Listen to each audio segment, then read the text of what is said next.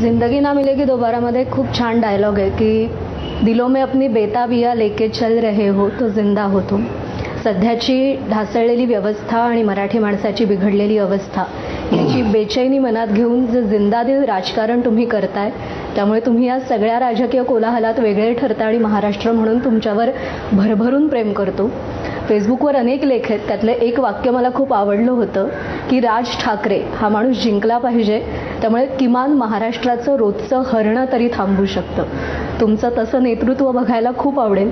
आजपर्यंत तुमचं नेतृत्व वक्तृत्व महाराष्ट्रानं पाहिलंय. पुन्हा एकदा तुमचं कर्तृत्व पाहण्याची संधी उभ्या महाराष्ट्राला मिळू दे यात शुभेच्छा. आज कट्ट्यावर आमच्याशी संवाद साधला त्याबद्दल आभार.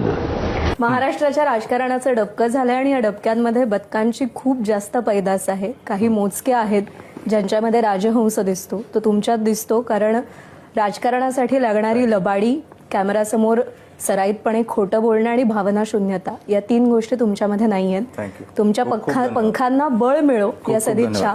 आणि धुरंधर सिनेमा सध्या खूप गाजतोय, त्यातलं एक खूप फेमस डायलॉग आहे की किस्मत ऐसी चीज है जो वक्त आने पर बदल जाती है.